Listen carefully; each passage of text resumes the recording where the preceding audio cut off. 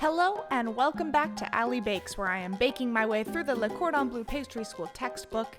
Today is the pièce de résistance of desserts, the brownie. Now I can't tell you the last time I met a brownie that didn't come out of a box, let alone took 2 days to make, so let's get started. First off, I am preheating my oven to 320 degrees Fahrenheit. Now today I got to try out a new technique, which was melting chocolate over a bain-marie. This phrase comes from the French phrase bain de Marie, which translates to Mary's bath. Now the Mary we're referencing was actually Mary the prophetess, who was a 4th century female alchemist who decided that the best way to melt something was over boiling water. So I have precariously placed my glass bowl filled with 100 grams of unsalted butter, 85 grams of chocolate, and 35 grams of cocoa mass, which is 100% cocoa, over my bain-marie. And boy, did it feel like we started doing this in the 4th century because it took forever to melt. I think because my cocoa mass was in powder form instead of cocoa nib form, it kind of coated all of my ingredients and made it more difficult to melt.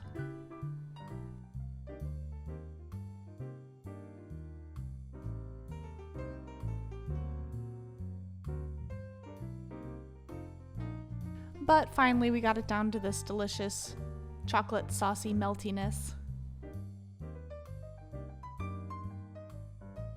And I removed it from the heat and let it sit until I was ready for it.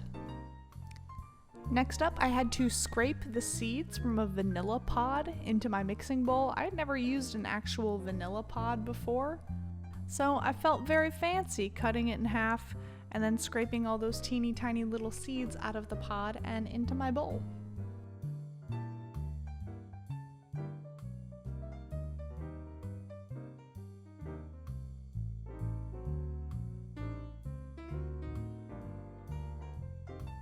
It looked like dirt, but that was the best smelling dirt I have ever encountered in my life.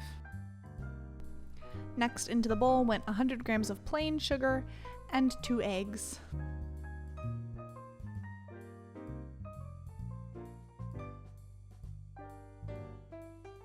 And this was whisked together until thoroughly combined.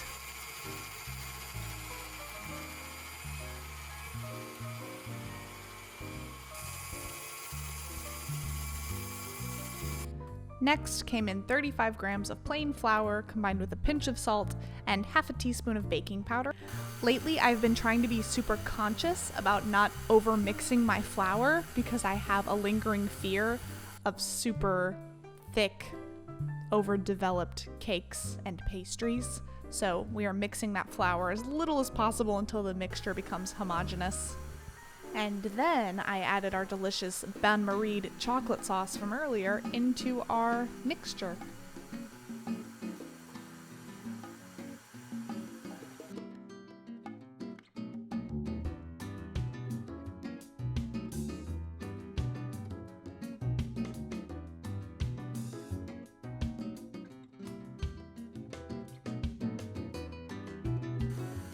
And again, I was being super careful not to overmix these, just mixing them until they are combined.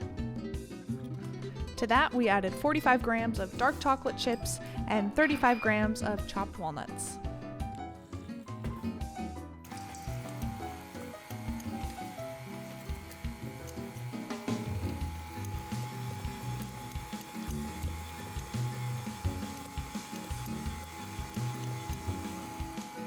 And it tasted divine. It's brownie batter. I would have been really embarrassed if I messed that up.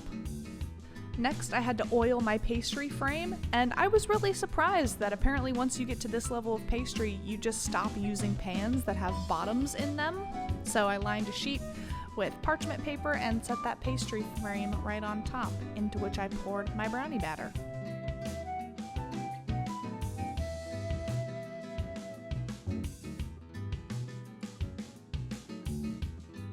Tried to make it as even as possible without having it splooge out the bottom of the frame. And then I popped that thing in the oven for 20 to 25 minutes.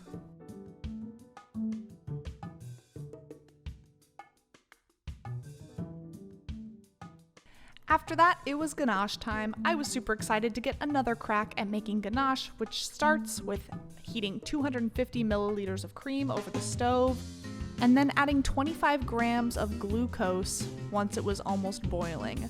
This glucose syrup was my worst nightmare. It was so viscous and sticky. Apparently, it's really common in professional pastry making to just use liquid glucose. I have yet to decide if it really makes that much of a difference other than just being a giant pain in my butt.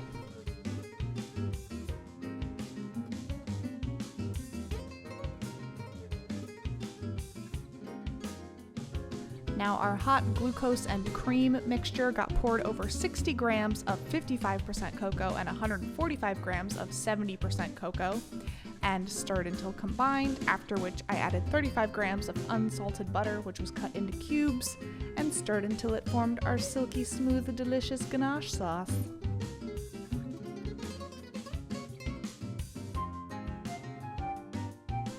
I had to check the brownies a few times before they were finished. I actually ended up kind of mutilating the middle of it with a fork because I stuck it in before they were done, and I pulled a big chunk out. And that was my fault. That was on me.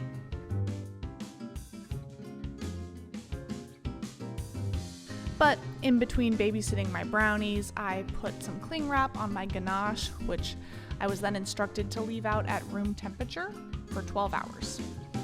I wasn't going to be able to finish the brownies until the following day, however, so after I hit the 12-hour mark, I put it in the fridge. It makes me nervous with the cream at room temperature. Checked my brownies once again.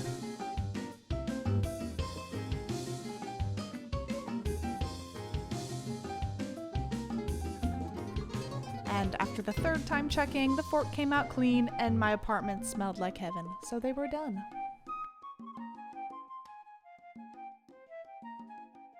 We're gonna pretend that there's not a giant gaping wound in the middle of that brownie sheet, thank you. After letting it cool to room temperature, all I had to do was pop these things in the fridge until tomorrow. And look at that, it's tomorrow! These brownies separated super easily from the pastry frame, so I just plopped them right out.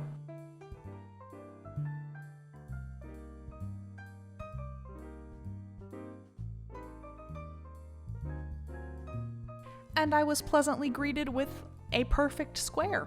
The book instructed me to cut 3 millimeters of brownie crust off of the side. Sorry to all the crust lovers, but I guess it wanted us to have that nice exposed side so you could see all the innards, the walnuts and the chocolate chips. Now I took my ganache out of the refrigerator, and of course it was too hard to pipe because I don't follow instructions well. So I tried to stir it a little bit to warm it up. I manhandled it into my piping bag. It was a little firm to pipe, but I was just going to have to deal with the consequences of my actions, of doubting the text. And I started making little circles on the brownie as instructed. Whew. And I think because I refrigerated the ganache, it lost the shininess. And it gained a little bit of texture because I think some of the butter particles solidified in the fridge. So that was my comeuppance for not following directions. Ow!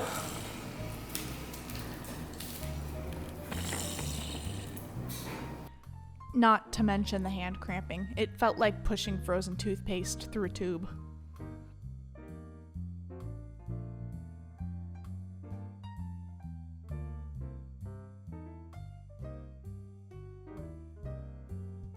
But finally, all of my beautiful little circles were piped onto my brownie, and I was surprised. Despite the ganache not being smooth and not really being the right color, these looked pretty textbook accurate.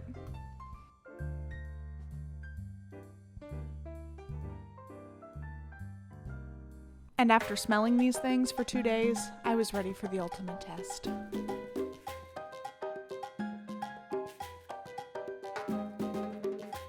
They were so rich. I think because these things have egg yolk and a lot more sugar in them than a regular cake, they were so rich. These 3 bites I got were the perfect serving. 7.5 out of 10. I'll see you guys next time.